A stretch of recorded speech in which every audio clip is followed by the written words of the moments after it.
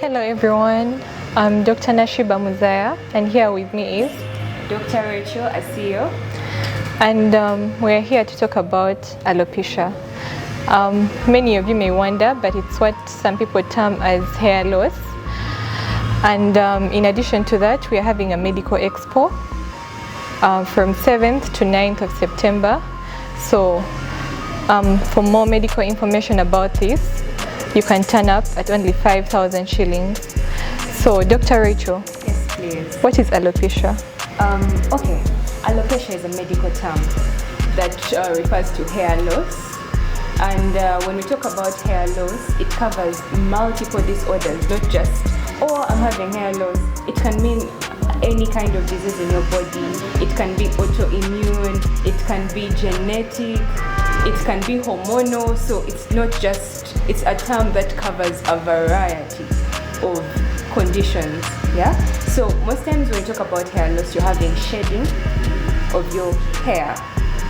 It can be in patches, it can be the whole head, it can be universal all over the body, the armpits, every place that actually has hair. And also other areas like the nails and all. So hair loss in general is you're just having shedding of your hair follicles. So before we head into the types, I'm sure people are intrigued. What causes hair loss? What causes hair loss? Well, there are multiple types, and that will take me to, there are multiple causes of hair loss, and that will have to take me to the types. So we're talking about the types of hair loss, and we had classified them into the scarring, the non-scarring, and the structural abnormalities.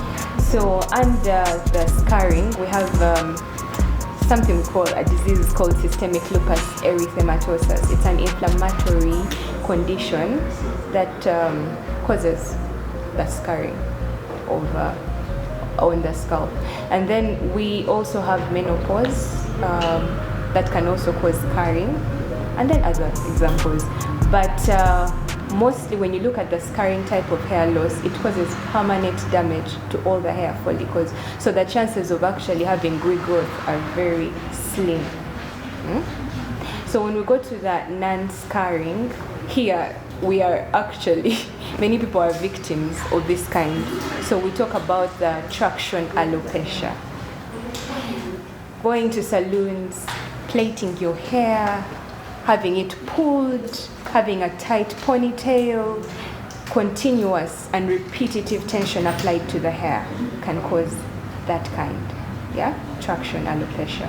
And you can notice that the edges, you lose your edges. And you know how women are, we love our edges, Yeah. But because of that continuous traction, going to the salon, not giving your hair some kind of rest, you can definitely become bald, and it can lead to permanent hair loss. So this goes to the salon people. Not just the salon people, even us, you know, Yeah. we have to, after removing a hairstyle, give your hair a break and then maybe go back. And also you can give instructions to your salonist to not pull the hair. And be gentle, yes. Yes, so you can even do a test. You can raise your eyebrows. If you see that you're doing it with difficulty, Yeah, then, with pain. Yeah, then really that tension was intense. So also they advise if you had gone to a salon and they pulled your hair so much, then you just have to remove it. Yeah, up to date is not playing with that. Yeah. It says remove the hair completely. Which people wouldn't want anyway, economically, because you really spent on it. But well, it's causing you to lose your edges. It's causing your hair to break. Yes. So it has to be considered. Then under also the non-scarring alopecia, we have the androgenetic alopecia or hair loss. And here we have a male pattern hair loss, and we have the female pattern hair. So we have the male pattern hair loss and we have the female pattern hair loss. So you notice that in the male pattern hair loss, there is always loss of hair at the front area. There is some balding, and then there is also sideways. They're losing hair. And then for women, we actually just have thinning of the hair. You do not necessarily lose all your hair, but you're having thinning at the front spot.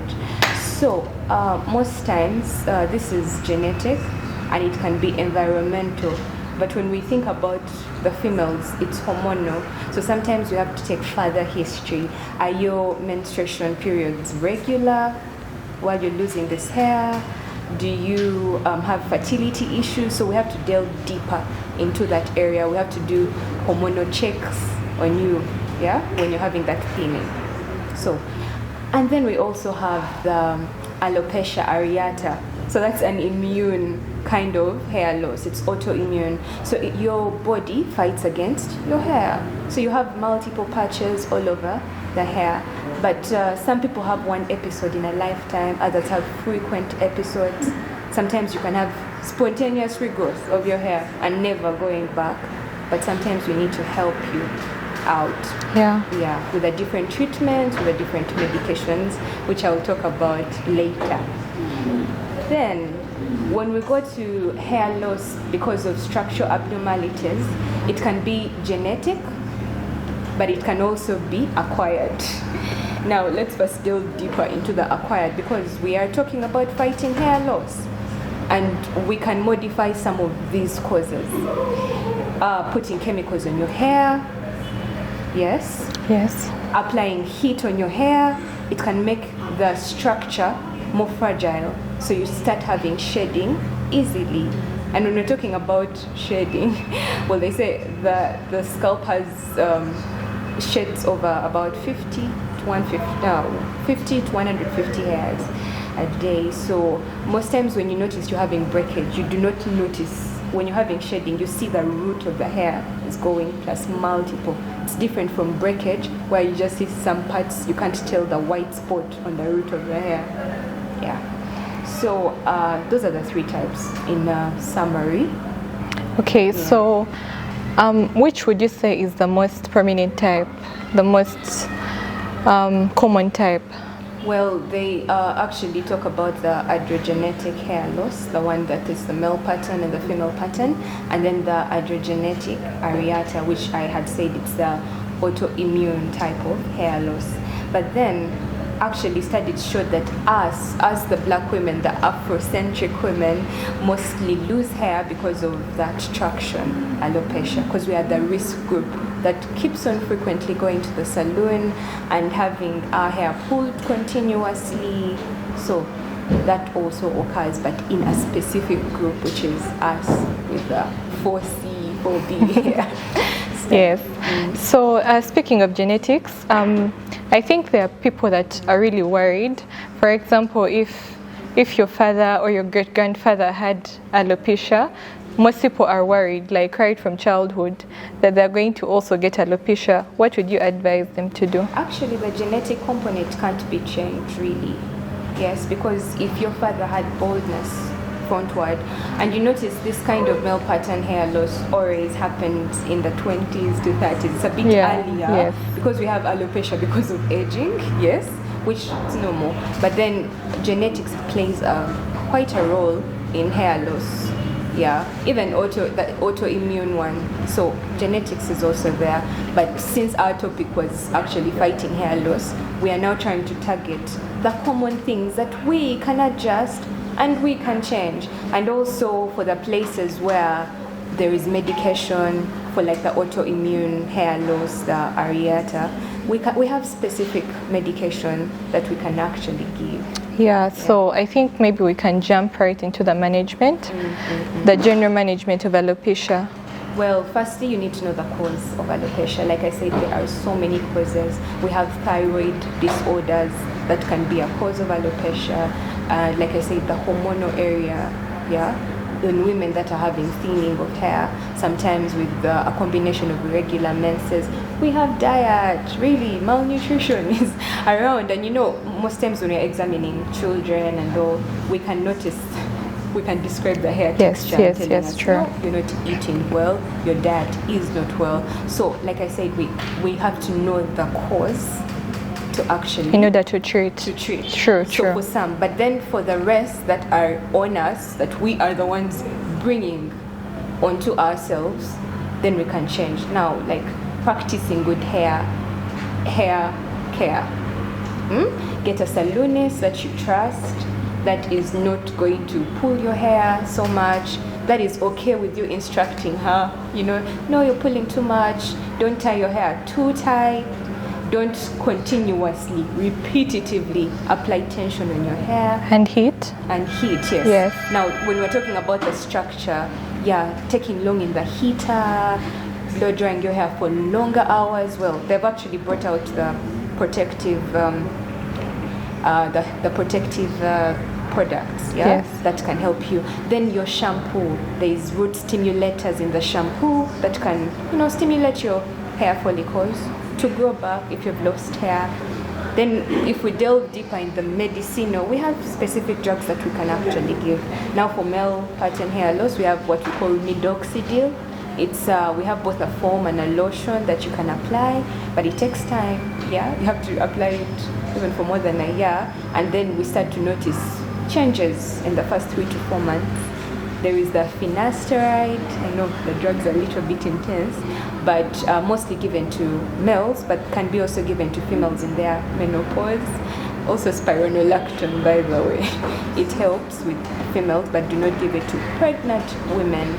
So if we are combining this topic and we're talking about fighting hair loss, a brief direction to what we can change is basically the traction, the hair loss that is caused by pulling hair. Like I have emphasized, ladies, please let's love our hair more, because the Bible says it's your crown, it's your glory, your hair is your glory. So basically that pulling continuously needs to stop. Needs to stop really. And then the whole heat and the treatments, the chemicals, there are better natural products for hair. Honey does wonders, by the way. Avocado.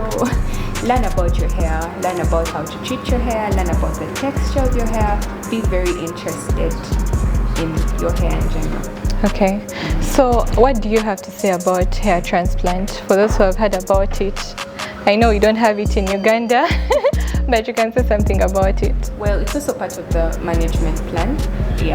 If in areas that do not have, in areas or patches of your scalp that do not have hair, you can have actually hair roots implanted and then have hair come back. So can this help the genetic component of the alopecia? It definitely can help. It definitely can help. But at the end of the day, also when you have extreme hair loss, I advise that you need to see a dermatologist.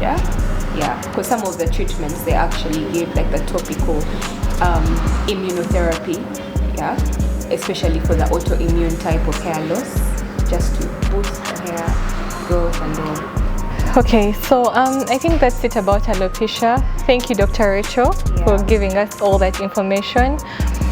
So just as a reminder, we have a medical expo from 7th to 9th of September, and we shall be there. Yes, we shall be there, and we expect you to be present. It's only 5,000 shillings. So come and join us, come and we discuss, come and learn.